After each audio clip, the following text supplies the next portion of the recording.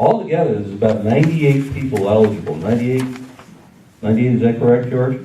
That are eligible in this county.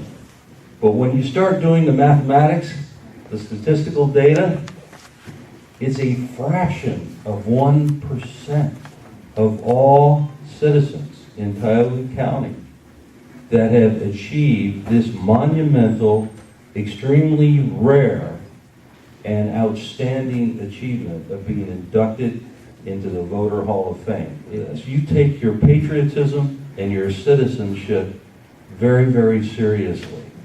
And you are to be super commended, if that's possible, for such an extraordinary and rare accomplishment.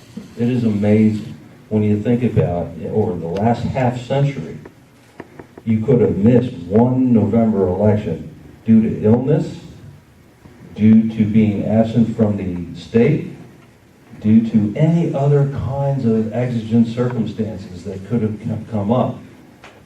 I don't know, you could probably tell the story better than I can. There were probably times when you didn't feel well, or it would have been extremely difficult for you to vote, but you did it anyway. And I just want to say thank you from the bottom of my heart for this outstanding achievement. These people were never too busy. They never forgot. It was never too hot or too cold. It was never raining so that they couldn't come. They didn't have any excuse for doing it.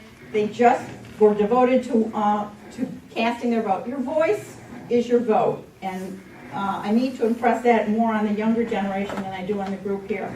Of service, of being able to cast a vote and decide who determines yours and my future. That's no small act. It's an important exhibit of patriotism and belief in a process and a system. And so your presence here today is extremely important to all of us, but more importantly, it's in your honor. I had to be 21 to vote when in my generation, but I'd like to, if this gets in the paper, and I think it will, maybe put out a challenge to make this a goal. If you're 18 years old, when you're 68, you could be sitting here and going into a Hall of Fame. I have to work at it for quite a while yet before I can be sitting out there with you folks. But I consider it a privilege and an honor to be able to spend some time with you here today and be able to sup with you because you are my mentors, and I mean that because you're important. Just in the fact that you are going out there and you're doing what needs to be done by voting. The average yearly income 50 years ago when you started voting was $5,880. A gallon of gas was $0.25. A gallon of milk was $1.06. Holy cow. Hasn't gone up much, has it there? Not much change. A loaf of bread was 21 cents. First class postage, oh my gosh, a nickel. Sunshine clothes dryer by General Electric, 99 bucks.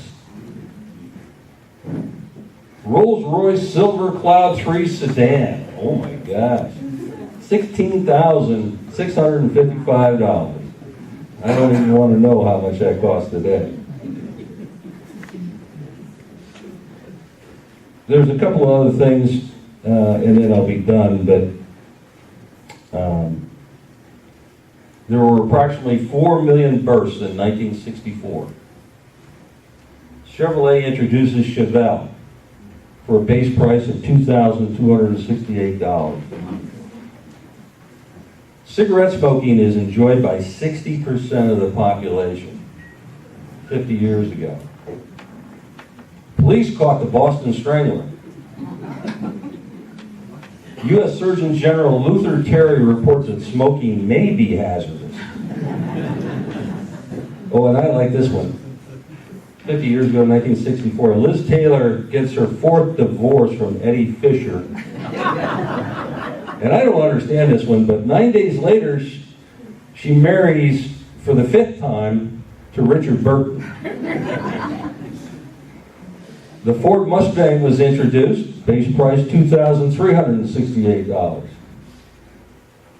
President Johnson signs a bill that you're familiar with called Medicare, 50 years ago. And the U.S. began bombing North Vietnam. And the singers Sonny and Cher are wed wearing bell bottoms.